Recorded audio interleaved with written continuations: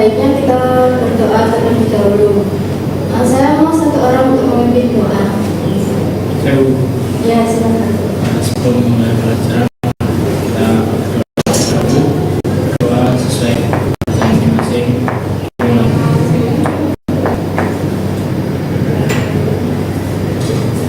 Doa dicukupkan.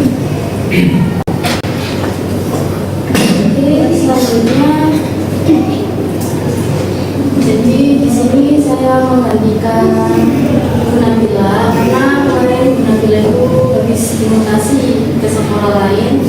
Jadi saya melanjutkan pembelajaran pada hari ini. Jadi pembelajaran hari ini yaitu tentang bisnis diagram. Tapi sebelum itu kita absensi terlebih dahulu.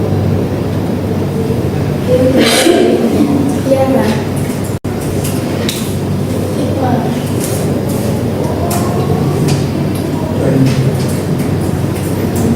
Tanah.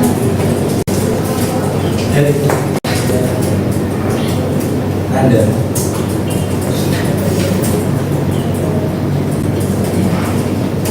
Dia. Nabila. Selanjutnya. Oh, Mas Raka, Mas. Fadrudin.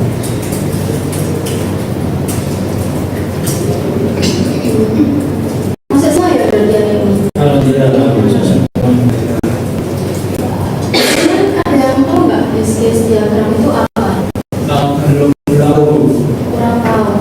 Oh ya, jadi di sini saya melanjutkan kemarin kan yang Nabila itu pembahasan tadi ya. Bisnis diagram ini sama tentang diagram juga, tapi lebih ke gimana sih jalannya sistem pada aplikasi itu, mulai dari login sampai selesai sistem itu berjalan. Dan itu juga ada apel-apelnya. Apel itu termasuk user pada aplikasi itu. Setelah itu mari kita beri tes terlebih dahulu ya. Saya ingin tahu kalian itu sejauh apa sih tahu tentang ini. Sebentar. Pakai kuisis ya.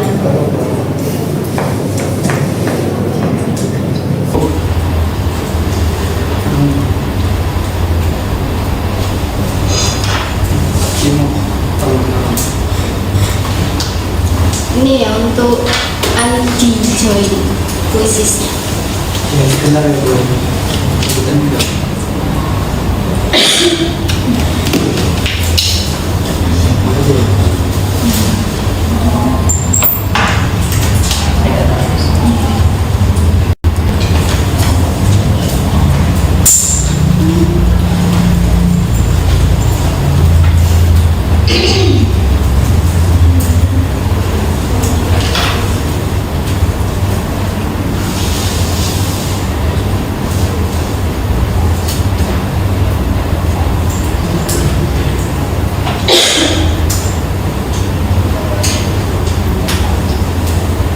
Masih 5 kurang 5 lagi. Ya, benar Bu, masih itu.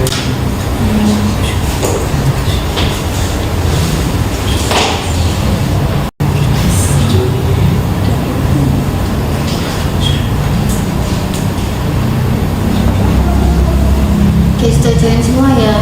Kalian kerjainnya santai saja, nggak usah takut kalau salah karena ini nggak mempengaruhi nilai kalian juga. Saya cuma ingin tahu seberapa tahu kalian tentang wishlist. Saya mulai ya.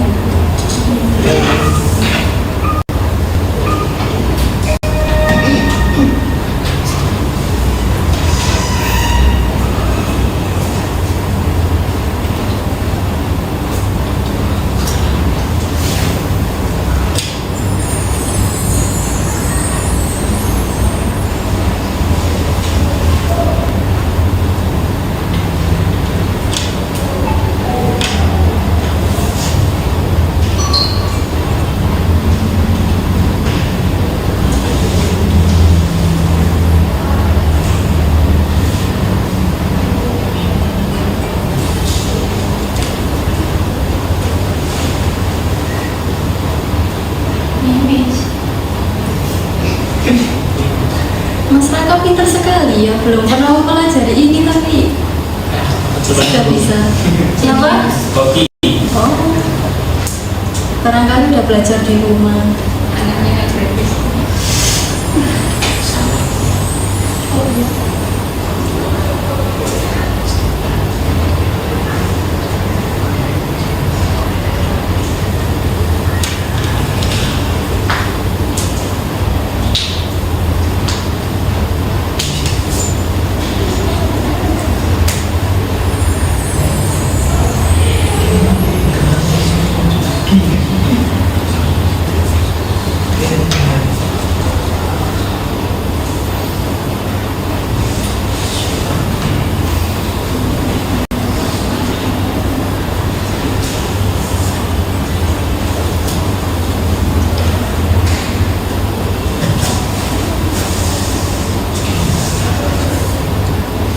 Susah nggak kuisnya?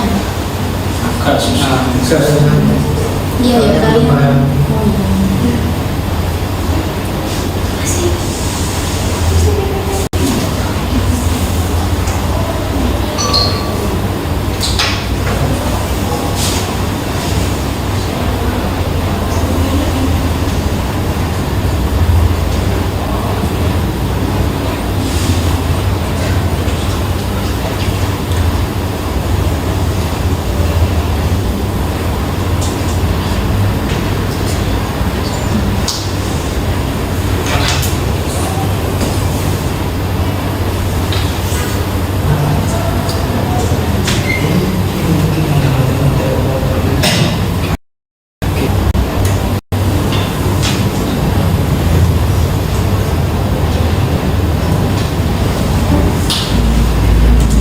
Ada yang belum selesai?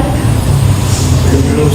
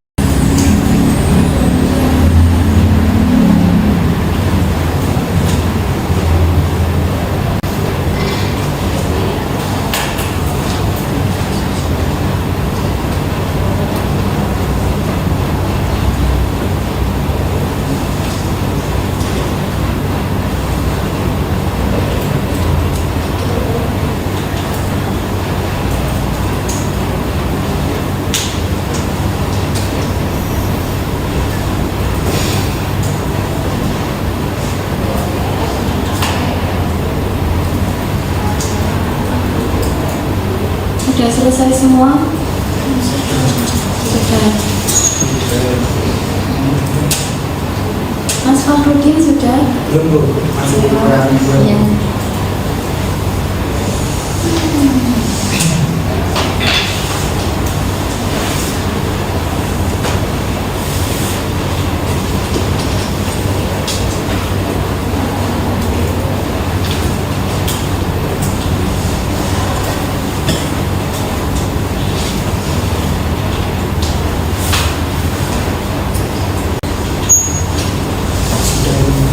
Sudah. Wow. Mbak Dian nomor 1 ya. Sus apa muda? Oh. Yang kedua ada Mas Raka, yang ketiga ada Fakhrudin. Jadi untuk pembagian kelompoknya nanti dari ranking 2 di atas jadi ketua kelompok ya. Kelompoknya dibagi jadi 2. Oke, setelah itu kita masuk ke materi terlebih dahulu biar kalian tahu apa sih use case diagram itu. Oke, use case diagram.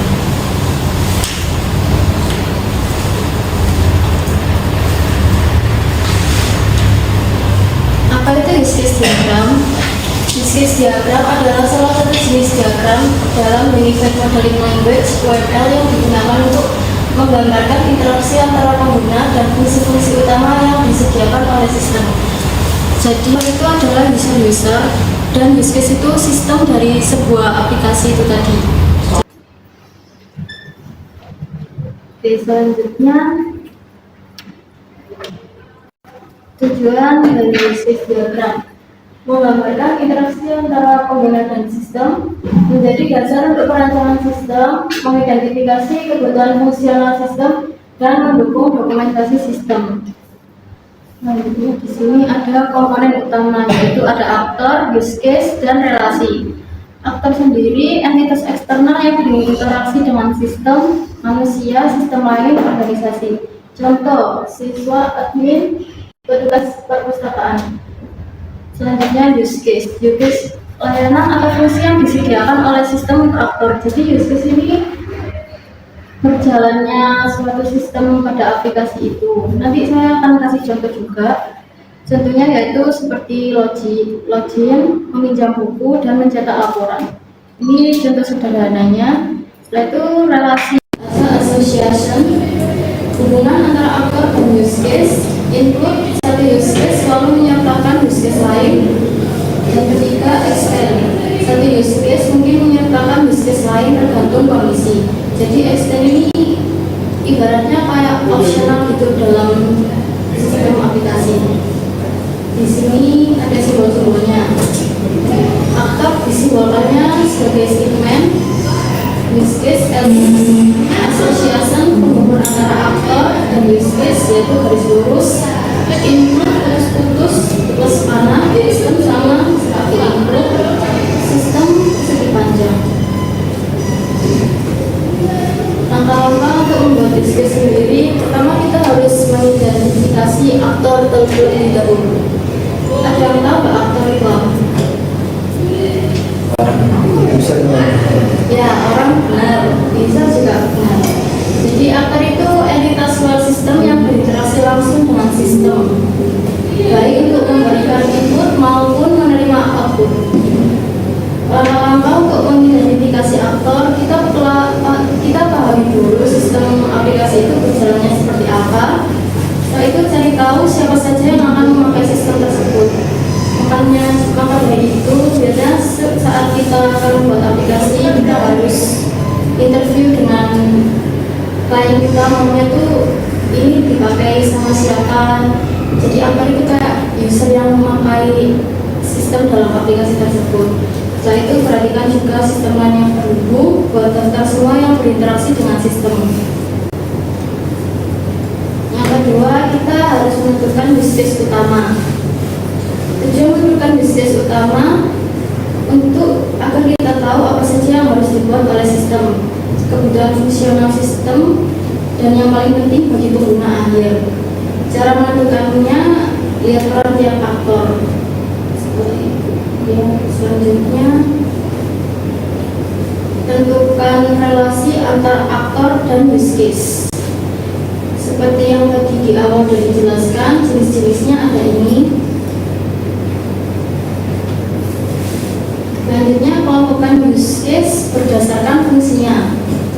Mengelompokkan use case artinya kita mengatur fungsi-fungsi sistem ke dalam kategori atau kelompok tertentu berdasarkan tujuannya. Tujuannya agar diagram lebih terstruktur dan mudah dibaca, pengembang lebih mudah memahami alur sistem, dan fungsi sistem tidak bercampur aduk.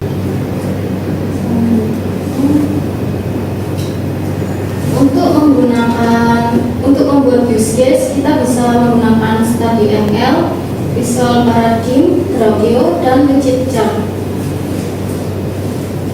Ini dari contoh use case diagram. Di sini saya menggunakan contoh use case diagram klinik. Kelihatan nggak ini? Kelihatan. Nah, aktor itu ini. Saya di sini ada 5 user ya. Berarti 5 aktor. Yang pertama ada resepsionis, admin, apoteker, dokter, dan perawat. Simbolnya yaitu stickman. Selanjutnya ini sistemnya. Pertama ada login sampai bawah. Jadi sistemnya ini menggunakan elips. Ini harusnya garis lurus ya, cuman saya salah memasukkan panah, tapi nggak apa-apa. Terus ini melakukan reservasi udah include dengan melakukan pembayaran pasien. Jadi simbol include itu seperti ini. Setelah itu kalau extend sama seperti include, seperti ini juga, cuman tulisannya yang berbeda. Dan untuk sistem ini yang dimaksud perselingkuhan ini. Ada yang ditanyakan nggak? Atau tidak paham semua tentang bisnis diagram? Oke. Coba abis ini mau ngapain? Nggak tidur kan? Abis ini ngapain? Pulang. Oh pulang? Iya, Iya. macam terakhir. Sebelum pulang mari kita mengerjakan tugas terlebih dahulu.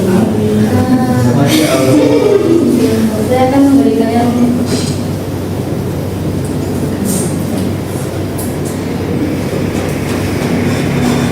untuk tugasnya. Saya sudah share di grup ya. Oh ya, untuk pembagian kelompoknya tadi kan saya sudah bilang ketua kelompoknya Mbak Dian sama Mas Raka. Mbak Dian kelompok 1 dan Mas Raka kelompok 2. Ini untuk pembagian kelompoknya milih sendiri apa mau diajak? Sendiri. Oke, terserah kalian mau pilih yang mana. Tentukan kelompok kalian dulu. Sesuai teman. Oh iya. Jadi sini kelompok 1, sini kelompok 2. Studi kasus kalian itu membuat sistem perpustakaan ya. Jadi aktornya terserah kalian mau memakai berapa aktor. Terserah kalian maunya gimana. Saya akan kasih waktu mengerjakannya selama 40 menit. Apa cukup? Insyaallah. Oke. Terserah kalian bisa menggunakan study ML atau yang lainnya. Boleh. Oke, silakan dikerjakan dua. Gampang kan ini?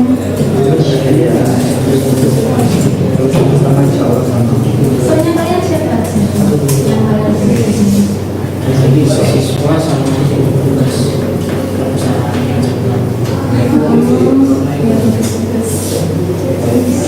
kalau yang sini aktornya siapa aja kalian? Oh iya, semua berarti susah nggak bikinnya? Kalau ada yang nggak bisa tanya aja ya nanti.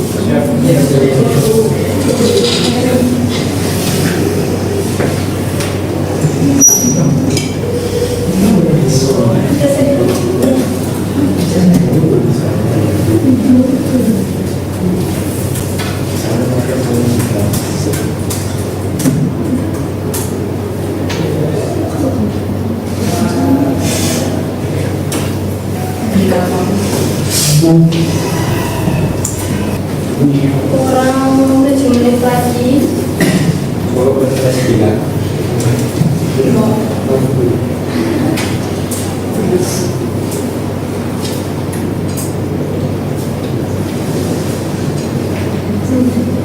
Kelompoknya saya acak dulu ya, siapa yang mau maju, yang mau maju dulu, yang akan maju dulu.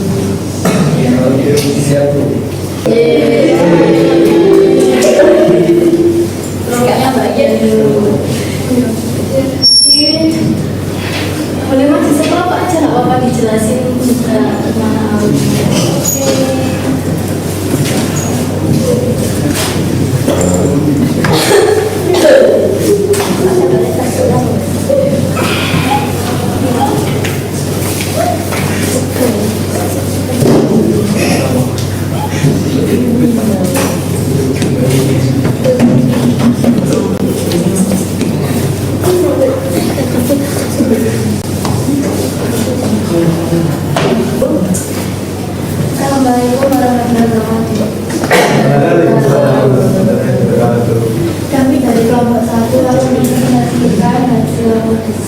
lagi tentang bisnis diagram sistem perpustakaan sekolah. Di sini kalian mempunyai dua user, yang pertama petugas perpustakaan dan yang kedua siswa atau guru. Nah, petugas perpustakaan ini bisa di sistem itu bisa mencari buku, melihat bekas buku. Kalau yang siswa atau guru tuh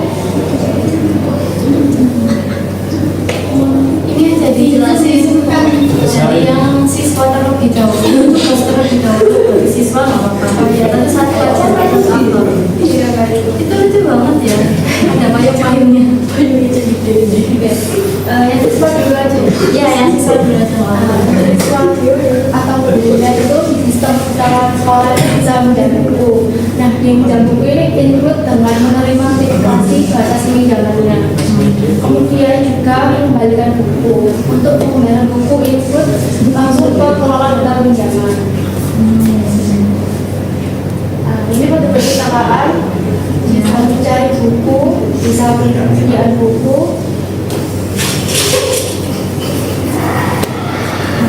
Ini pengelola data pinjaman itu diakses oleh petugas perpustakaan.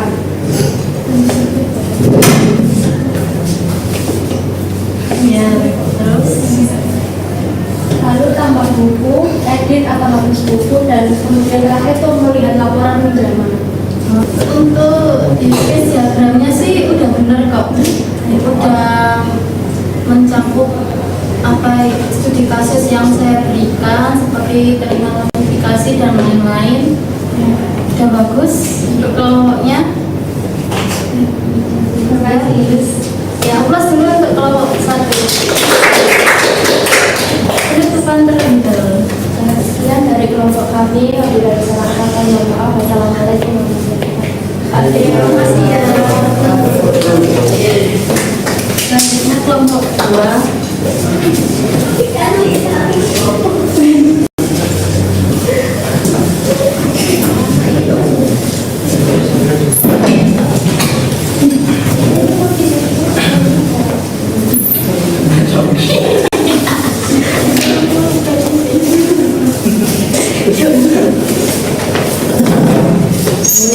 Assalamualaikum semuanya. Kami dari kelompok 2 ingin mempresentasikan Agak besar kan ya mas suaranya. ingin mempresentasikan hasil diskusi kami mengenai pembuatan use case. Jadi pada kali ini kami menggunakan suatu kasus yaitu perpustakaan. Nah, sama dengan kelompok yang tadi, kita membuat beberapa use case lebih dahulu. Yang dari atas itu ada mencari buku, terus melihat stok buku, terus pinjam buku, dibesarkan. Ada mendapatkan notifikasi, mengembalikan buku, kelola data pinjaman, kalau buku, hapus buku, dan melihat laporan perpustakaan. Nah, di petugas itu nanti akan mendapatkan tugas dari kelola data pinjaman sampai melihat laporan perpustakaan, dan juga dapat melihat stok buku dan mencari buku. Sedangkan untuk siswa atau guru itu dapat mencari buku, mendapatkan notifikasi ketika peminjaman, lalu dapat mengembalikan buku. Seperti itu. Iya ya. Sebenarnya sih udah bagus, untuk sudah sesuai, cuman kurang di bagian inputnya ya.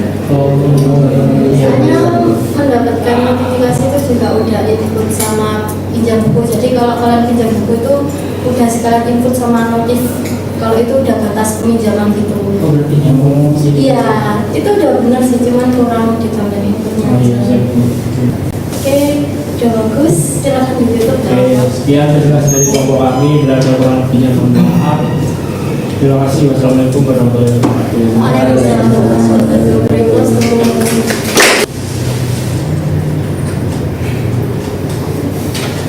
Oke, bisa jalan semua.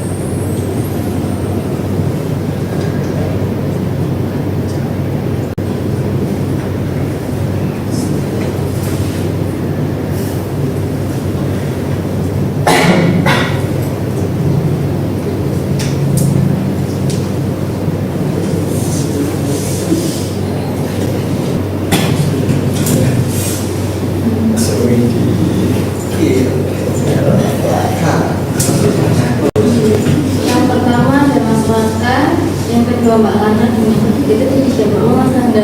Ini Mas Nanda ternyata bukan juga ya. Masyarakat juga, karena juga. Semua. Iya semua hebat. Karena dari kita di atas ini apa ya, yang di ranking kita ke atas kalian bisa ini ya presentasi, kok bikin kesimpulan tentang pelajaran hari ini kita ngapain aja dan kita mulai dari materi apa serta jelaskan materinya juga. Kita mulai dari yang nomor 3 dulu aja. Mas Nanda silakan. Jadi kan baca use case diagram itu gimana caranya mengatur alur dalam pemrograman sistematis kayak gitu. Itu aja dari yang lain. Mungkin teman-teman yang lain yang tadi dua ke atas. Oh iya. Selanjutnya Mbak Lana. Gimana? Baik, untuk pelajaran hari ini yang saya ambil seperti kita untuk membuat use case diagram. Nah, use case diagram sendiri merupakan sebuah sistem informasi sederhana yang digunakan untuk menyusun relasi antara sistem dengan user atau Selanjutnya Yang kita pelajari hari ini adalah use case itu untuk langkah awal kita sebelum menyusun aplikasi secara lebih detail seperti itu. oke, yang lain mungkin ada yang mau disampaikan di cukup. Kenapa? Cukup. Oh ya, saya juga mau kesimpulan dari use case sendiri.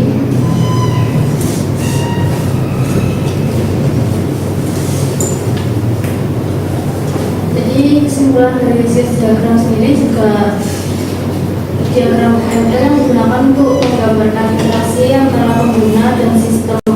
Diagram ini membantu mengidentifikasi kebutuhan fungsional sistem dan memudahkan komunikasi antara pengembang dan pengguna. Seperti yang dijelaskan tadi sama Mas Raka, Mbak Lana, dan Mas Nanda. Udah bener kok. Kan juga udah paham kan bisnisnya. Ini minggu depan materinya apa itu? Minggu depan materinya sepertinya tentang DFD. Tahu nggak kalian DFD? Belum. Oh belum.